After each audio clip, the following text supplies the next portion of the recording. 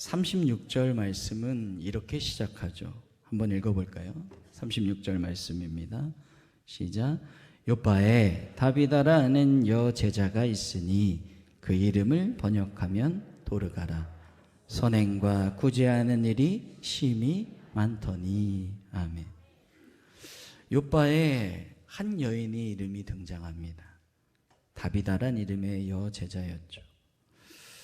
그 유대 이름을 당시에 공용어였던 그리스어로 번역하면 도르가라라고 되어 있습니다. 우리말로 하면 영양 혹은 암사슴, 꽃사슴 이런 거죠. 이 다비다는 단지 이름만, 아름다운 이름만 소유한 그런 사람이 아니었어요. 오늘 본문에 보니까 그녀가 선행과 구제하는 일이 그냥 많았다도 아니고 심히 많았다라고 소개하고 있습니다. 다비다는 아름다운 자신의 이름에 걸맞았던 아름다운 삶을 살았던 사람이었죠. 그런 의미에서 그녀는 아름다운 그리스도인이었고 아름다운 사람이었어요. 근데 본문 37절에 이렇게 말합니다. 같이 한번 읽어볼까요? 시작. 그때 병들어 죽음에 시체를 씻어 달하게. 아름다운 이름과 아름다운 삶을 조화를 이루며 살았던 이 다비다가 병이 들어 죽었던 겁니다. 사람들은 죽었던 이 죽은 다비다의 시신을 깨끗하게 씻고 염한 뒤 그들 관습에 따라 장례식이 이르기까지 시신을 다락방에 안치해 두었습니다. 그리고 나서 본문에 보면 이렇게 말하죠. 우리 38절 39절 함께 읽겠습니다. 시작. 룻다가 욥바에서 가까운지라 제자들이 베드로가 거기 있음을 듣고 두 사람을 보내어 지체 말고 와달라고 간청하여 베드로가 일어나 그들과 함께 가서 이르매 그들이 데리고 다락방에 올라가니 모든 과부가 베드로 곁에 서서 울며 도르가가 그들과 함께 있을 때에 지은 속옷과 겉옷을 다 내보이거늘. 베드로가 사람들의 안내를 받아 다비다의 시신이 있는 다락방으로 올라갑니다. 거기에 많은 여인들이 다비다의 죽음을 슬퍼하며 울고 있었어요.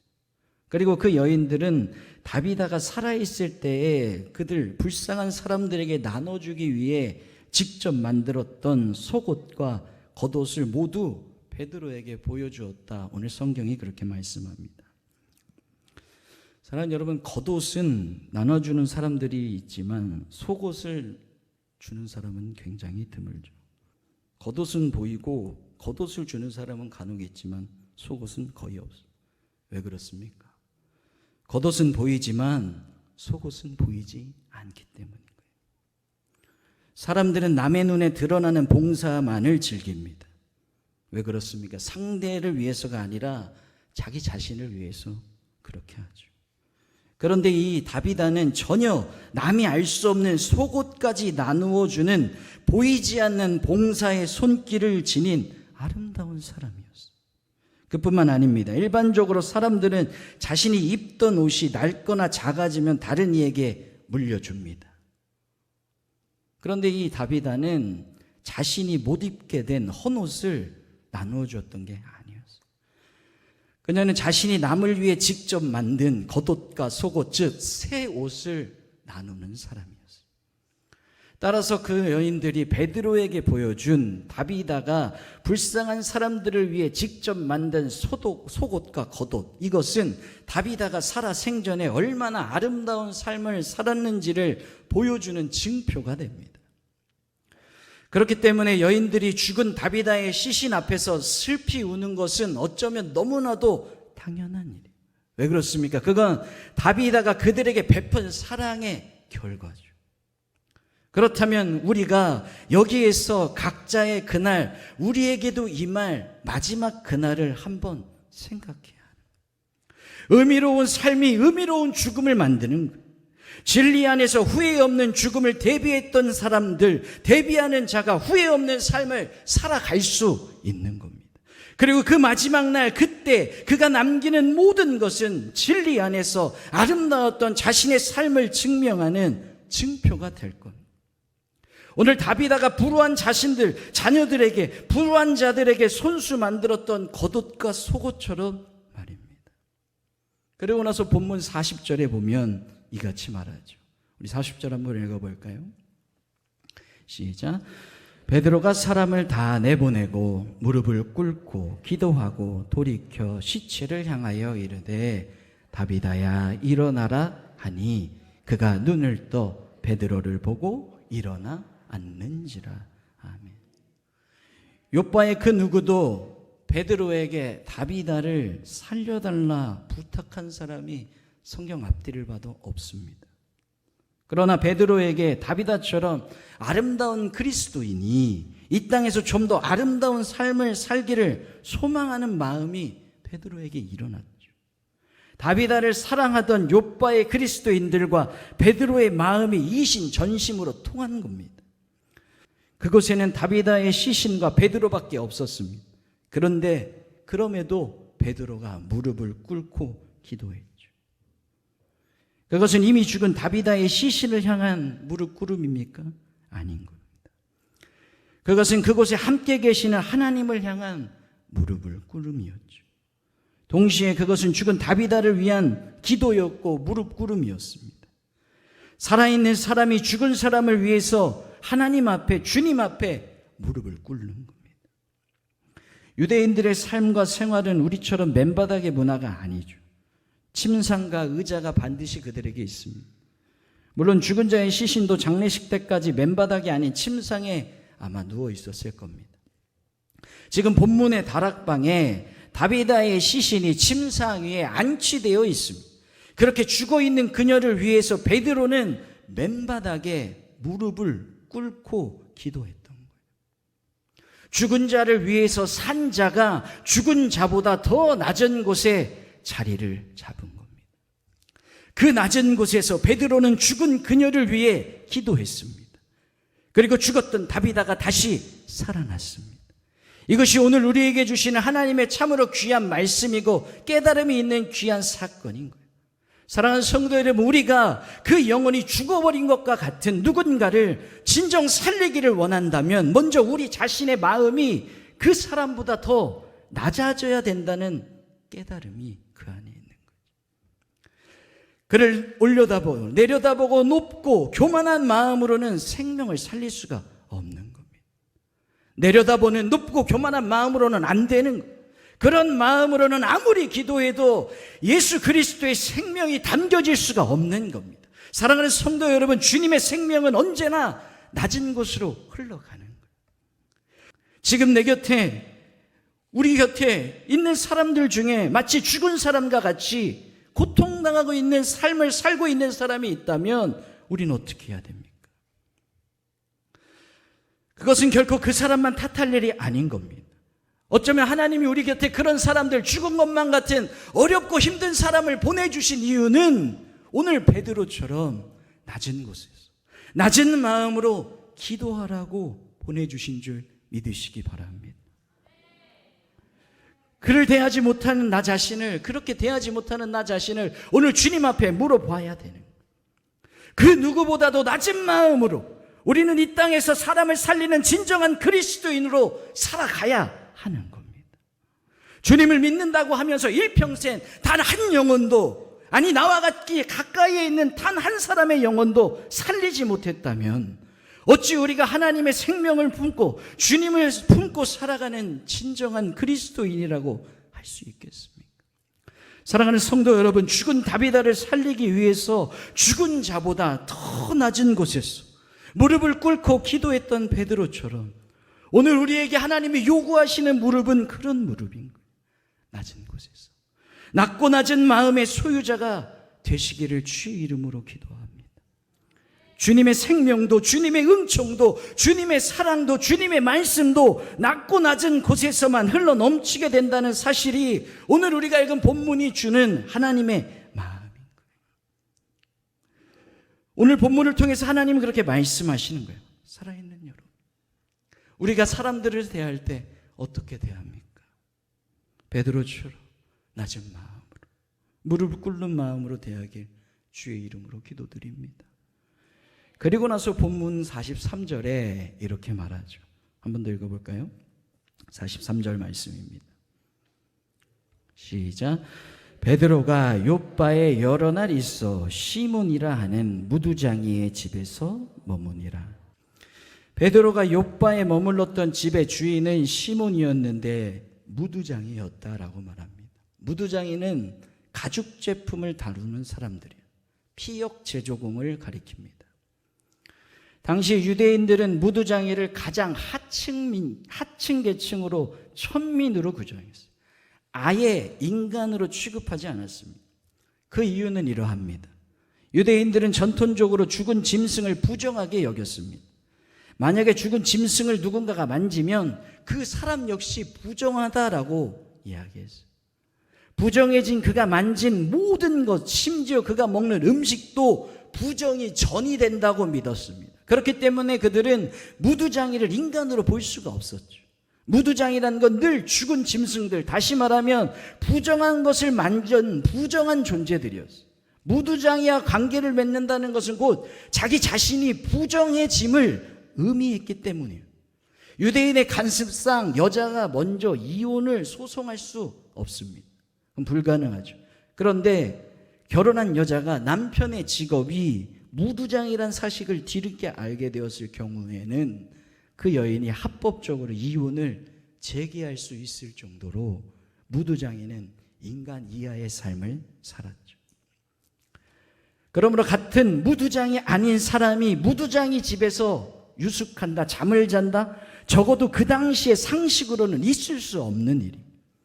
사정이 이러함에도 베드로는 상식을 뛰어넘어서 오늘 무두장이의 집에서 먹고 마시며 유숙했다, 지냈다라고 성경이 말합니다. 여러분, 그 집 말고는 어디 딴 데 갈 데가 없었을까요? 아닙니다. 그런데 오늘 본문에 베드로가 유독 시몬의 집, 사람들이 그 집에 발을 들여놓는 것을 꺼리는 무두장이의 집에서 머뭅니다. 왜 그랬을까? 도대체 이유가 무엇이겠습니까? 일반적인 해석은 이건 초기 기독교가 인간의 신분과 직업에 대한 계급 의식을 타파한 획기적인 사건으로 이해하고 있어요. 이것도 맞는 말이죠. 사실이기 때문에. 그러나 우리는 여기서 한 단계 더 깊이 생각해 보아야 합니다. 당시의 유대인들은 무두장이가 부정한, 죽은 짐승을 다루는 부정한 사람들이라고 하여서 인간 이하로 취급했던 것은 사실입니다. 부정한 무두장이의 손이 닿는 모든 것 역시 부정해지고 그가 사는 집 또한 부정한 곳이기 때문에 유대인들은 무두장이를 꺼렸던 거죠. 그러나 그처럼 부정했던 무두장이를 경멸했던 유대인들 중에는 무두장이의 손에 의해서 만들어진 가죽 제품을 부정하다고 여기는 사람은 아무도 없었던 거예요. 옷이나 신발이나 벨트 등 가죽 제품은 그들의 일상생활에서 없어서는 안 될 필수품이었어요. 이왕이면 고급 제품으로 고급을 선호하는 것은 두말할 나위 없습니다. 그렇다면 우리가 생각해 봐야 해요. 사랑하는 성도 여러분, 무두장이가 부정하다고 하여서 그들이 만지는 모든 것에 부정이 끼치고 전이 되어 부정하게 여긴다면 그들의 손에 만들어진 가죽 제품 또한 부정하게 취급받아야 됨이 마땅한 거예요. 반대로 일상생활 속에서 그 가죽 제품을 귀하게 사용한다면 그 귀한 가죽 제품들을 만드는 무두장이들을 인간 이하로 취급하는 것은 해서는 안 될 행동인 겁니다. 그런데 유대인들은 무두장이를 부정한 사람들로 단정합니다. 경멸했어요. 무두장이에 의해서 만들어진 가죽 제품은 그런데 소중하게 여기는 거예요. 여러분, 이것이 얼마나 무서운 이율배반입니까? 얼마나 무서운 이중성입니까? 이런 모순이 또 어디에 있겠습니까? 그런데 베드로가 무두장이 시몬의 집을 머물 곳으로 정하는 거예요. 베드로를 모시고자 하는 사람이 요빠에 얼마든지 있었음에도 불구하고 그곳이 무두장이가 살고 있는 그 사실을 알면서도 베드로는 주저없이 무두장이였던 시몬의 집에 머물렀습니다. 이건 베드로에 의해 인간 외부의 어떤 사회적 모순이나 그릇된 계급의식의 타파만을 뜻하기 이전에 베드로란 한 사람, 한 인간의 그 중심에 이중성과 모순이 먼저 예수 그리스도의 진리 안에서 극복되었음을 의미하는 거예요. 베드로 또한 유대인이었습니다. 사랑하는 성도 여러분, 그리스도인으로 살아간다는 것은 이처럼 우리 안에 내부에 있는 이 이율배반과 이중성과 자기 모순을 극복해 가는 것을 의미하는 거예요.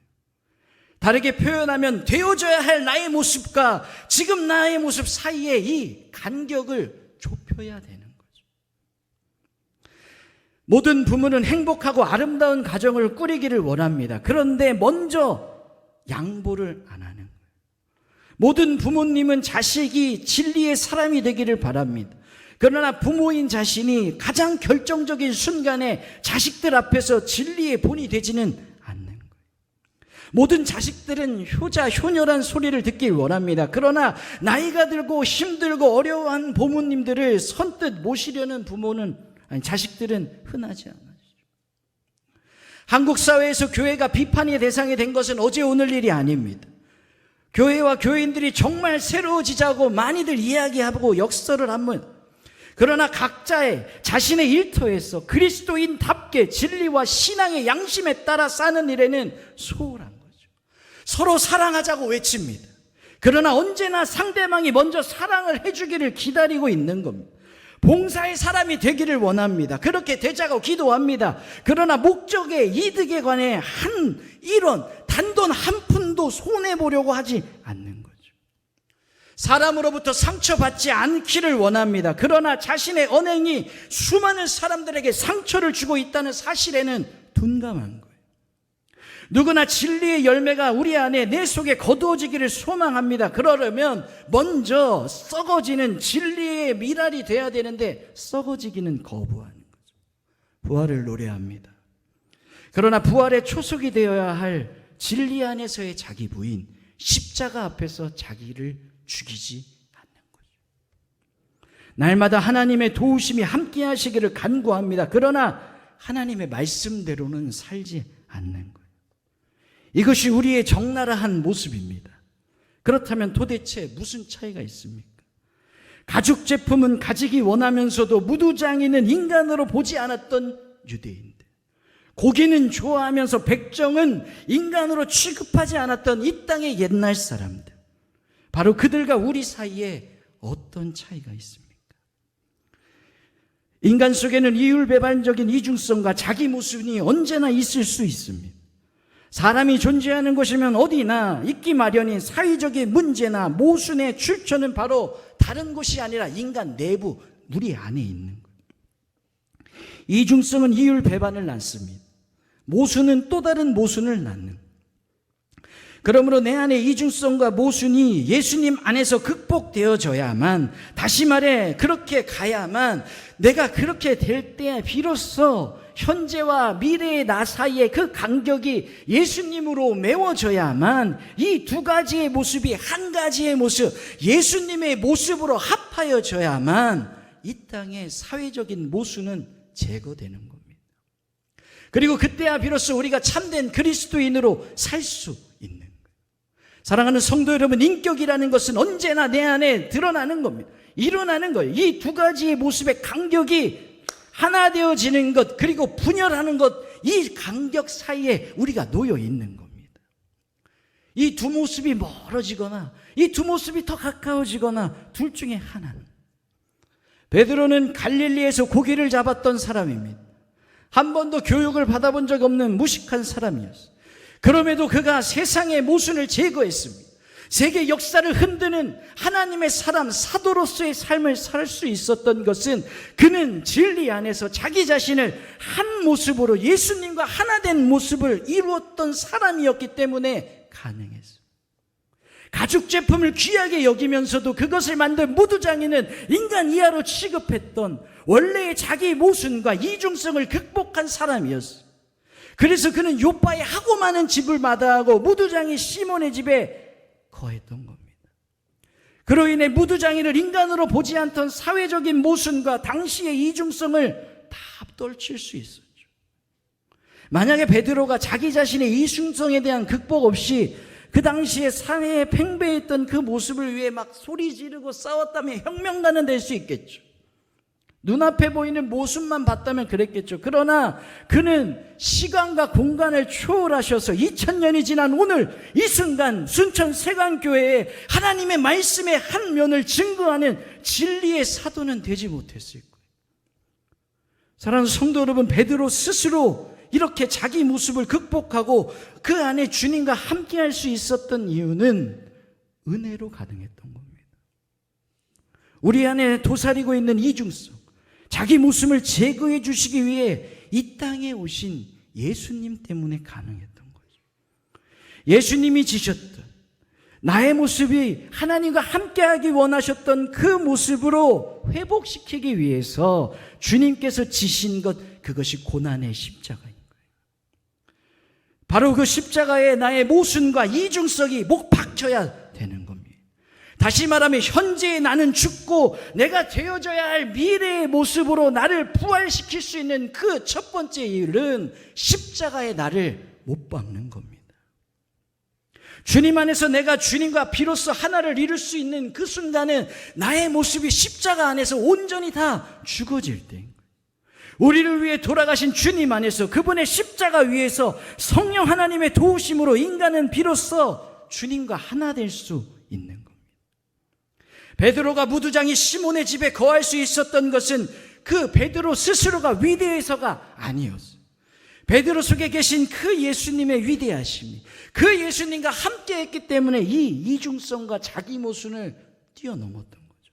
사랑하는 성도 여러분, 주님께서 지금 우리와 함께하고 계시는 줄 믿으시기 바랍니다. 그분을 중심에 모시어 드리셔야 합니다. 그분의 십자가 위에 오늘 우리가 서 있어야 합니다. 영원한 진리 되신 그분의 말씀을 나의 삶의 표대로 삼아야 합니다.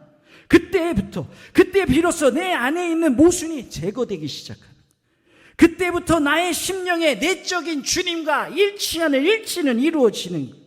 그때부터는 내 밖에 있는 무두장이 같은 일들, 무두장이와 함께하는 시작이 일어나는 거예요. 그때부터 사회의 모순을 몰아내는 진리의 빛을 소유한 하나님의 사람들이 되는 겁니다. 주님 안에서 일치된 헌신과 주님 안에서 하나됨을 이루는 사람, 세계의 역사를 또 새롭게 했던 한 사람, 사도였던 그들. 바울은 또 어떻게 고백합니까? 마지막으로 갈라디아서 2장 20절 한번 같이 읽어보겠습니다. 시작. 내가 그리스도와 함께 십자가에 못 박혔나니 그런즉 이제는 내가 사는 것이 아니요 오직 내 안에 그리스도께서 사시는 것이라. 이제 내가 육체 가운데 사는 것은 나를 사랑하사 나를 위하여 자기 몸을 버리신 하나님의 아들을 믿는 믿음 안에서 사는 것이라. 베드로와 달리 사도 바울은 뭐라고 고백합니까? 그리스도께서 내 안에 사랑하시는 것, 하나님의 아들을 믿는 믿음 안에서 사는 것이라. 내가 그리스도와 함께 십자가에 못 박혔나니. 오늘 베드로가 그렇게 살았기 때문에 무두장이 집에 유했던 겁니다. 사랑하는 성도 여러분, 오늘 이 땅에 하나님은 어떤 사람들을 찾습니까? 머리가 좋고 잘나고 돈도 많고 능력 많은 사람이 아니라 자기 모순과 이중성을 극복했던 베드로와 같은 사람, 무두장이고 손가락질 받고 부정하다 여기는 그들과 함께 할 수 있는 그 사람, 하나님 그 사람을 찾으시는 줄 믿으시길 바랍니다. 오늘 우리 순천세관교회 모든 하나님의 사람들은 베드로와 같이 아름다운 삶으로 그리스도를 나타내는 하나님의 아들을 믿는 믿음으로 살아가는 저와 여러분들이 다 되시길 주님의 이름으로 기도드립니다. 기도하겠습니다.